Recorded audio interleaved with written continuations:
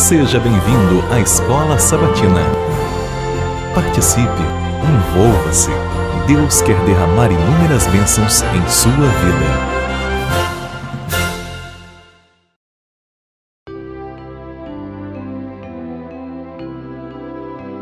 Lição 6, sábado 3 de fevereiro. Eu me levantarei. Verso para memorizar. Por causa da opressão dos pobres e do gemido dos necessitados, eu me levantarei agora, diz o Senhor, e porei a salvo aquele que anseia por isso. Salmo 12, 5. Em todas as épocas, incluindo a nossa, o mal, a injustiça e a opressão têm assolado a terra. Os salmistas também viveram tempos assim. Dessa forma, entre outras coisas, os salmos são também protestos de Deus e dos salmistas contra a violência e a opressão no mundo. Sim, o Senhor é longânimo e retém a sua ira em sua grande tolerância, não querendo que ninguém pereça, mas que todos se arrependam e mudem seus caminhos. E embora o tempo apropriado de Deus para a sua intervenção nem sempre coincida com as expectativas humanas, o dia do juízo está próximo. Só precisamos confiar nele e em suas promessas, até que esse dia chegue. Somente o Criador, cujo trono é fundado na retidão e na justiça, pode oferecer, com seu juízo soberano, estabilidade e prosperidade ao mundo. O aspecto duplo do juízo divino inclui a libertação dos oprimidos e a destruição dos ímpios. Essa libertação foi prometida, e isso acontecerá em breve, mas no tempo de Deus, não no nosso, um ponto que o salmista enfatizou.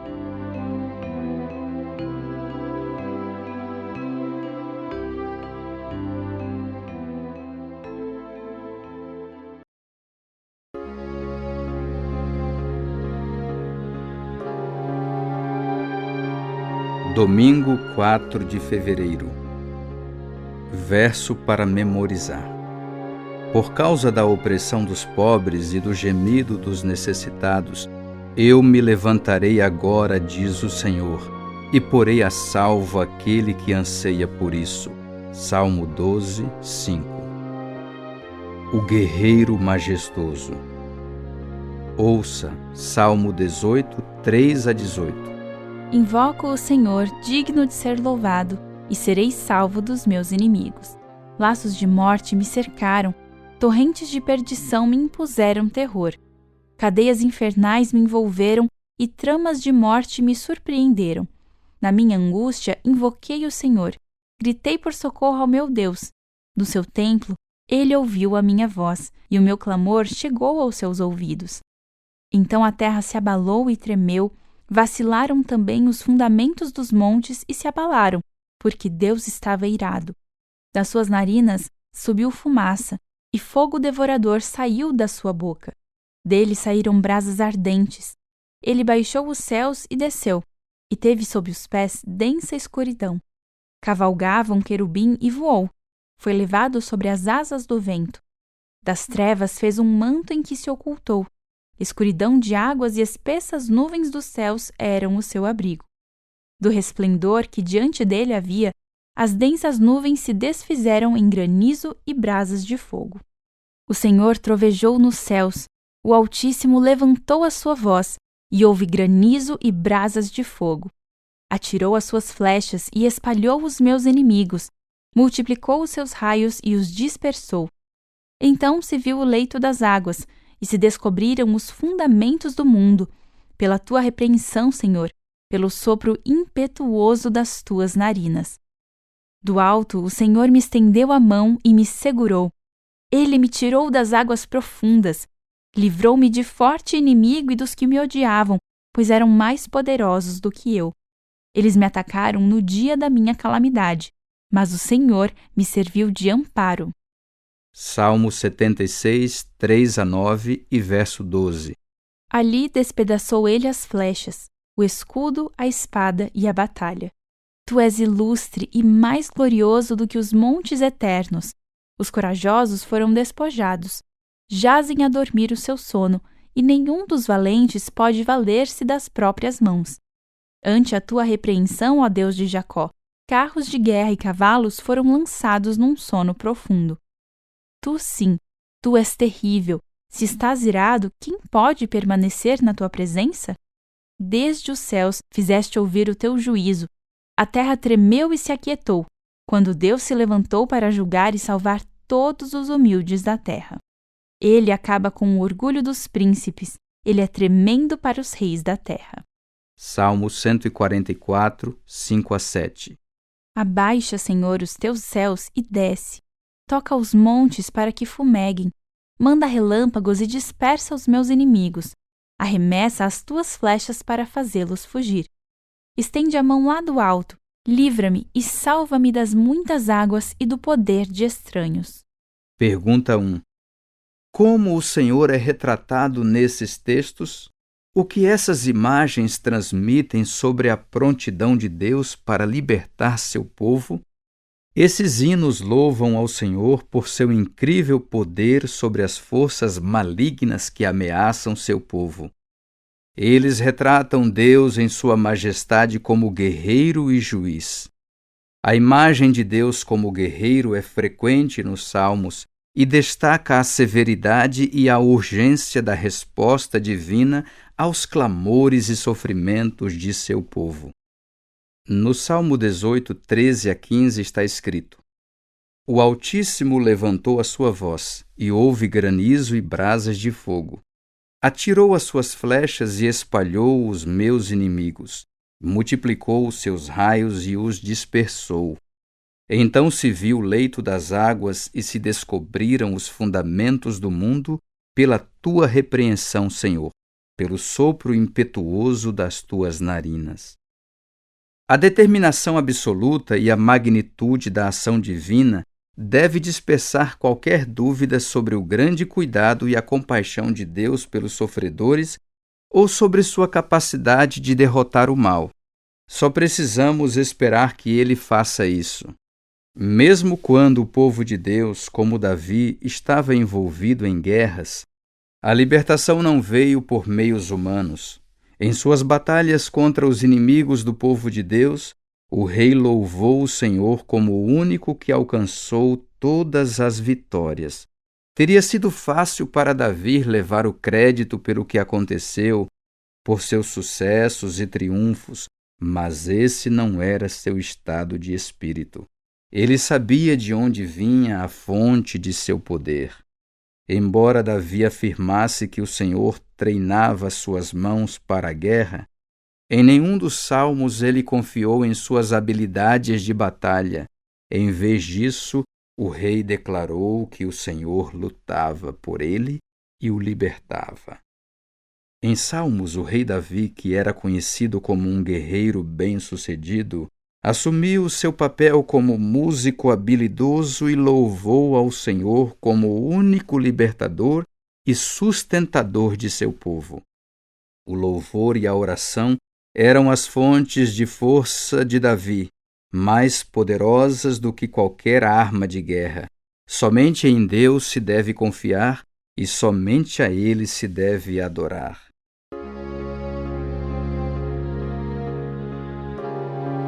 Sejam quais forem os dons, habilidades e êxito que você tem tido, porque deve sempre se lembrar da fonte de todos eles? Que perigo há em se esquecer dessa fonte?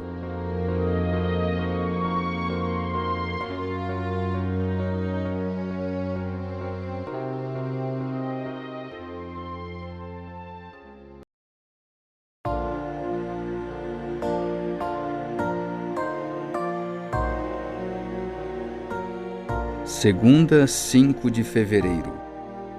Verso para memorizar.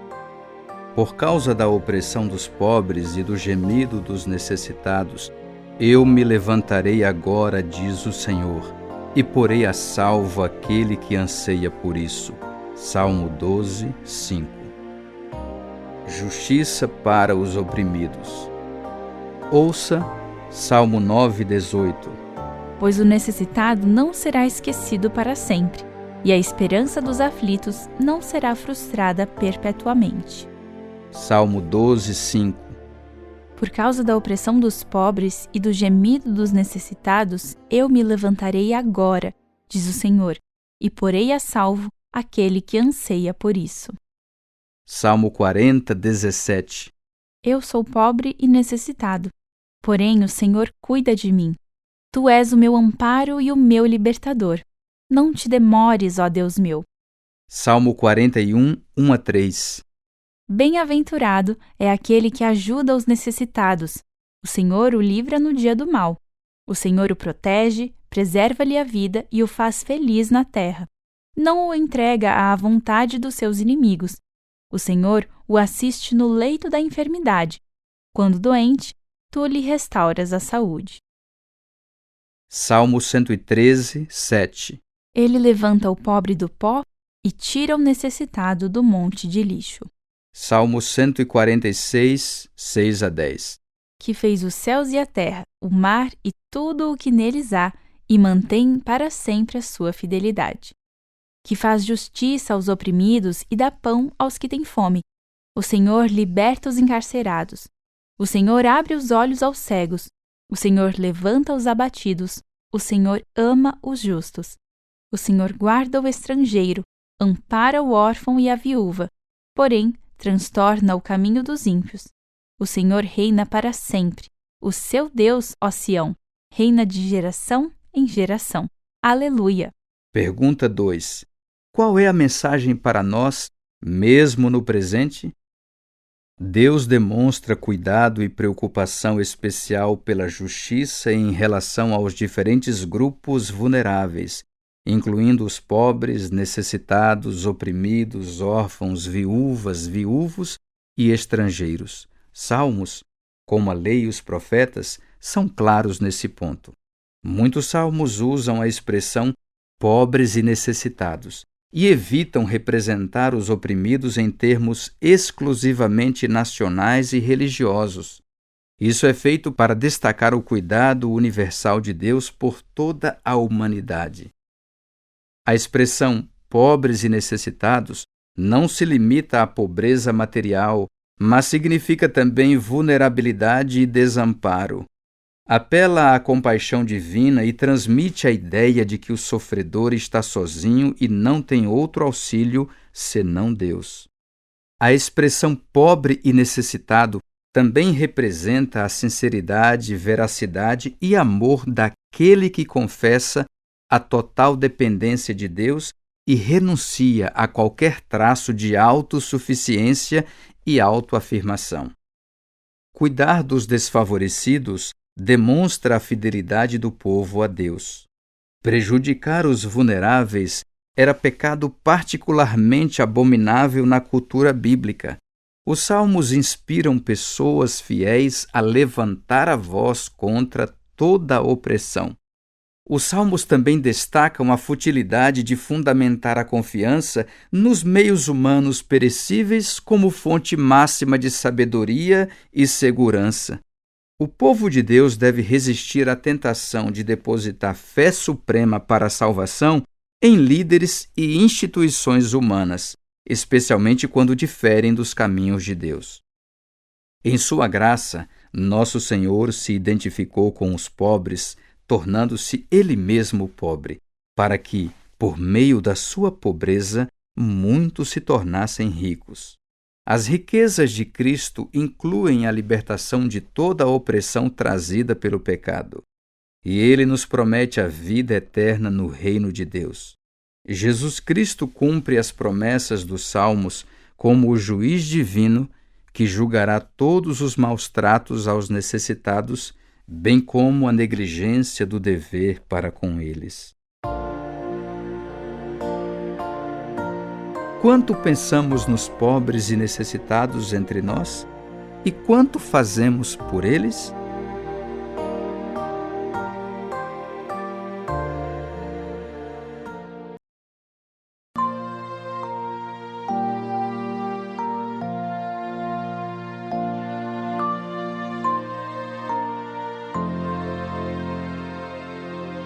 Terça, 6 de fevereiro.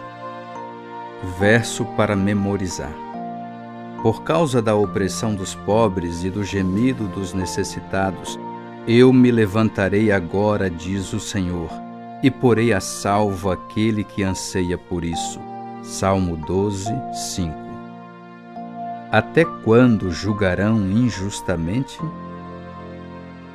O Senhor dotou os líderes de Israel de autoridade para manter a justiça. Os reis deveriam exercer autoridade segundo a vontade divina. A preocupação central dos líderes devia ser garantir a paz e a justiça e cuidar dos desfavorecidos. Só então a terra e o povo prosperariam. O trono do rei se fortalece pela fidelidade a Deus, não pelo poder humano. Ouça Salmo 82. Deus toma o seu lugar na congregação divina. No meio dos deuses, ele julga. Até quando julgarão injustamente e tomarão partido pela causa dos ímpios? Defendam o direito dos fracos e dos órfãos. Façam justiça aos aflitos e desamparados. Socorram os fracos e os necessitados, tirando-os das mãos dos ímpios. Eles nada sabem, nem entendem, vagueiam em trevas. Todos os fundamentos da terra vacilam. Eu disse, vocês são deuses, todos vocês são filhos do Altíssimo. Mas vocês morrerão como simples mortais, e como qualquer dos príncipes, vocês sucumbirão. Levanta-te, ó Deus, julga a terra, pois a ti pertencem todas as nações. Pergunta 3. O que acontece quando os líderes pervertem a justiça e oprimem aqueles aos quais são encarregados de proteger? No Salmo 82, Deus declara seu juízo sobre os juízes corruptos de Israel. Os deuses não são deuses pagãos nem anjos, pois esses nunca foram encarregados de fazer justiça ao povo de Deus e, portanto, não poderiam ser julgados por não cumprir isso. As acusações listadas no Salmo 82, 2-4, ecoam as leis da Torá, identificando os deuses como os líderes de Israel. Deus questiona os filhos dos homens se eles julgam com justiça e anuncia sua punição, pois foram considerados injustos. Os líderes vagueiam nas trevas sem conhecimento porque abandonaram a lei de Deus, a luz. As Escrituras sustentam firmemente a visão de que o Senhor é o único Deus. Ele compartilha seu governo no mundo com líderes humanos designados como seus representantes. Quantas vezes, no entanto, esses representantes no passado e no presente perverteram a responsabilidade que lhes foi dada? O Salmo 82 expõe de forma irônica a apostasia de alguns líderes que acreditavam ser deuses acima dos outros. Embora Deus tenha dado a autoridade e o privilégio aos líderes de serem chamados filhos do Altíssimo e de representá-lo, Deus renunciou aos líderes maus e os lembrou de que eram mortais e estavam sujeitos às mesmas leis morais que todos. Ninguém está acima da lei de Deus. Deus julgará o mundo. O povo de Deus também prestará contas a ele. Os líderes e o povo devem imitar o exemplo do juiz divino e colocar sua esperança nele. Você tem autoridade sobre os outros? Está exercendo essa autoridade com justiça?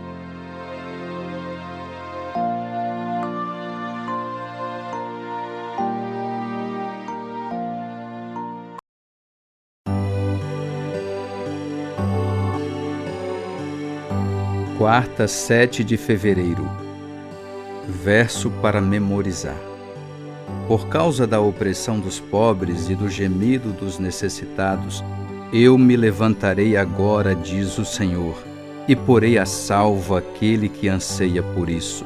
Salmo 12, 5. Derrame sua indignação. Ouça Salmo 58, 6 a 8. Ó Deus, quebra-lhes os dentes na boca. Arranca, Senhor, as presas dos leõezinhos, que eles desapareçam, como as águas que se escoam, ao dispararem flechas, que elas se despedacem. Sejam como a lesma que se dilui ao passar, como o aborto de mulher, que nunca vejam a luz do sol. Salmo 69, 22 a 28. Que a mesa deles se torne em laço diante deles, e a prosperidade em armadilha. Que os olhos deles se escureçam para que não vejam, e faze com que as suas costas não parem de tremer.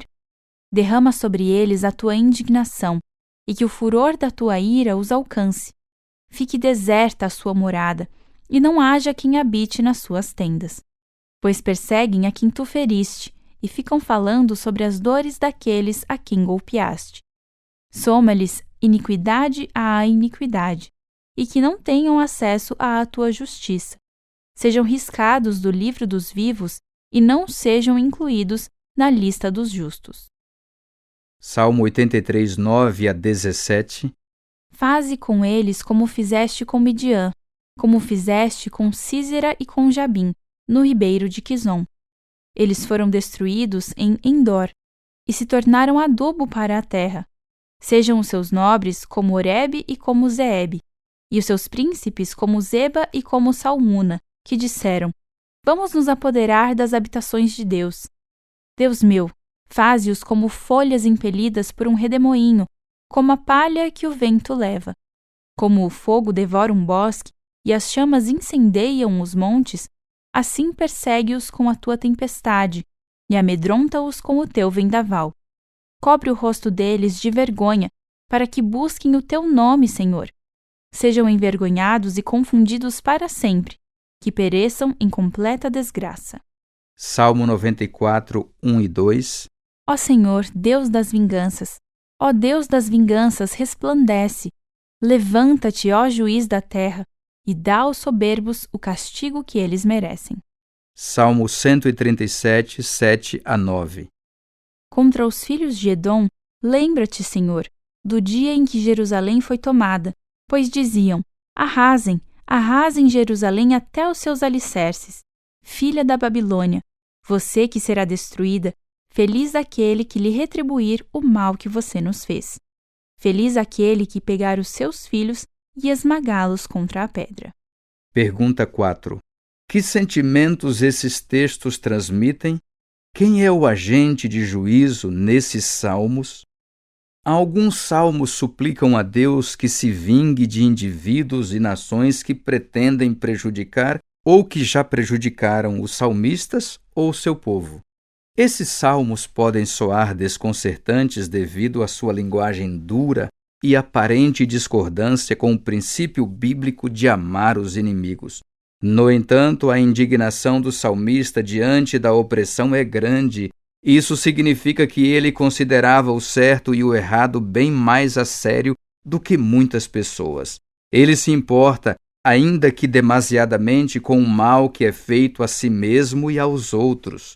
No entanto, em lugar algum, o salmista sugeriu ser o agente da vingança. Em vez disso, deixou a retribuição nas mãos de Deus. Os salmos evocam as maldições da aliança divina e imploram a Deus que haja conforme prometeu. Os salmos são proclamações proféticas sobre o juízo divino iminente, não são apenas orações do salmista. O Salmo 137 reflete os anúncios do juízo sobre Babilônia, como visto nos profetas. A devastação que os babilônios trouxeram para outras nações se voltaria contra eles.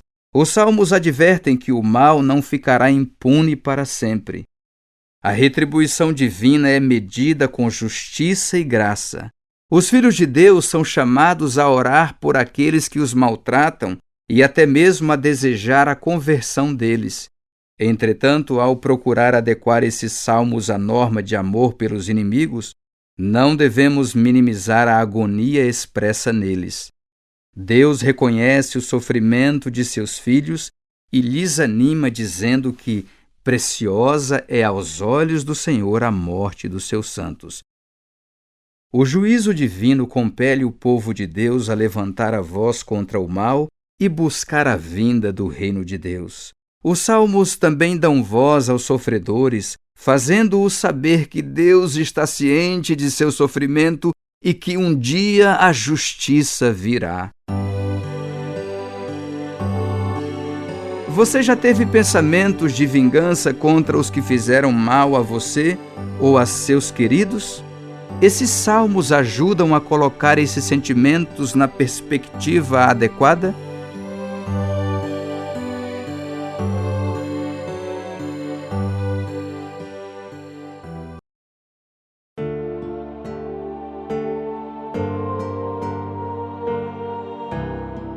Quinta, 8 de fevereiro. Verso para memorizar. Por causa da opressão dos pobres e do gemido dos necessitados, eu me levantarei agora, diz o Senhor, e porei a salvo aquele que anseia por isso. Salmo 12, 5. O juízo do Senhor e o santuário. Ouça, Salmo 96, 6 a 10.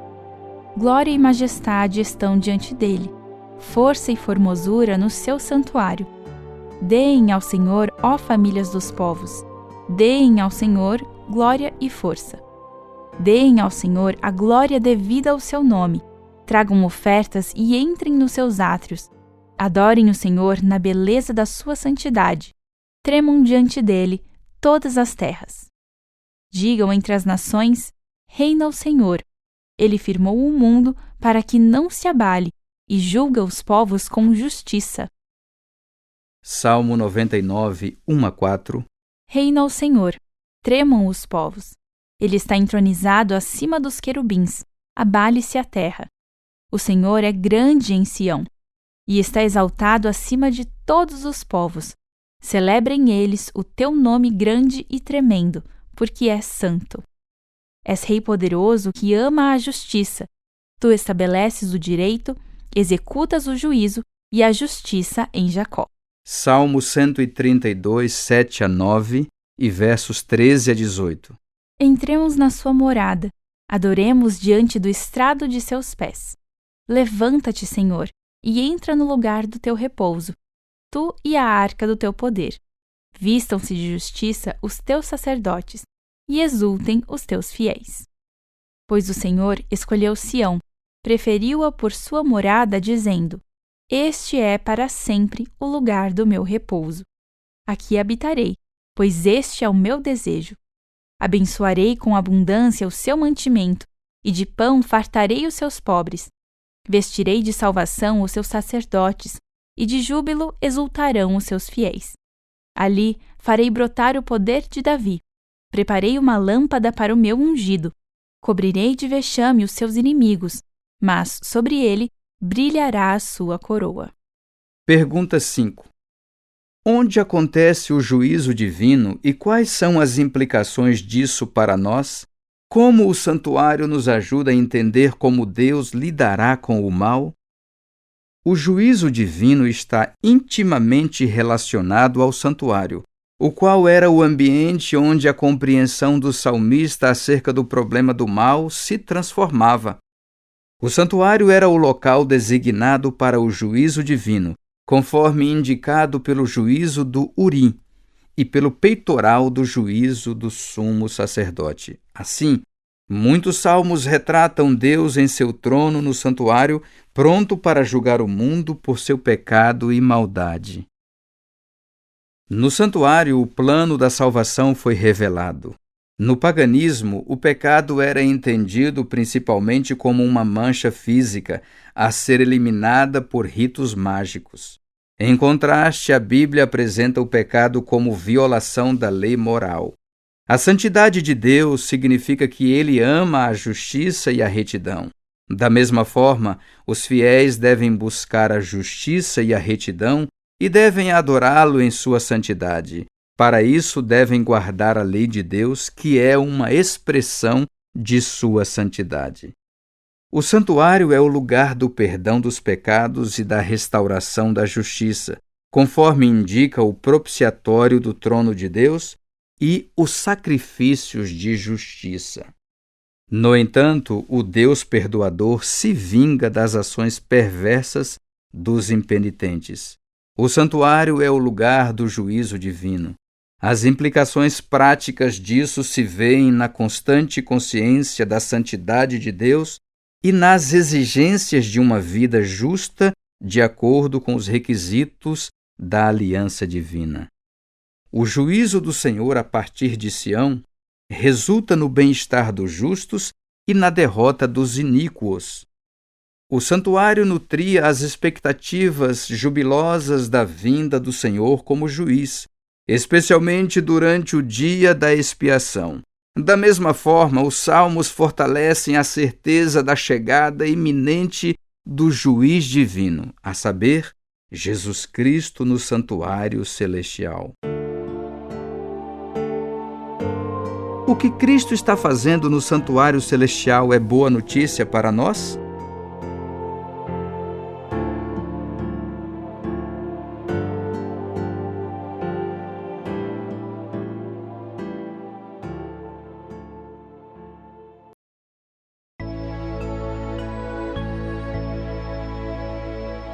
Sexta, 9 de fevereiro.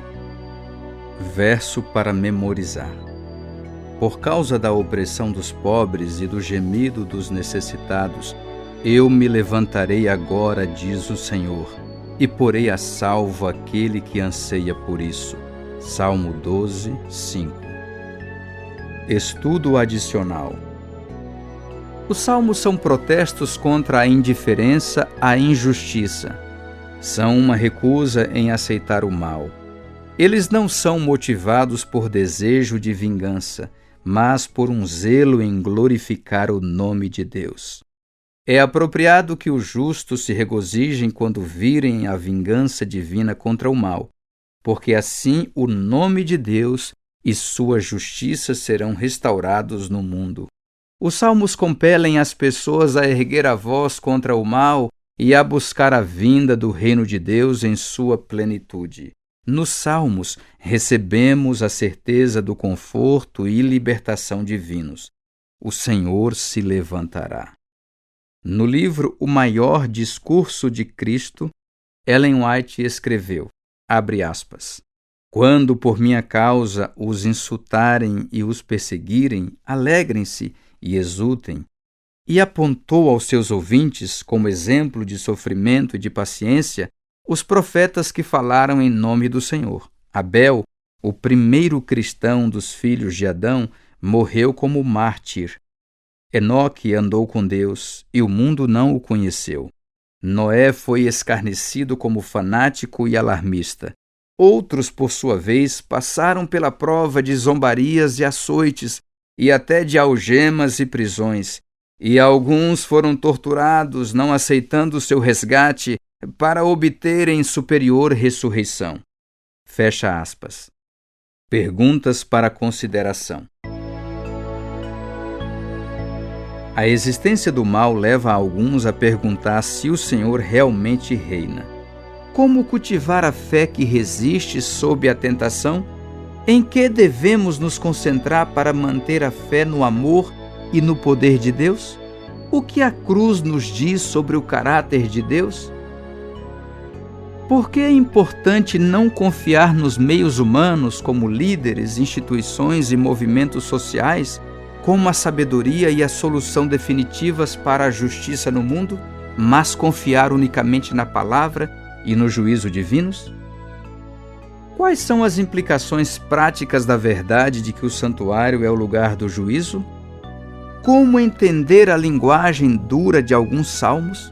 Essa linguagem nos ajuda a nos relacionarmos com a humanidade daqueles que os escreveram?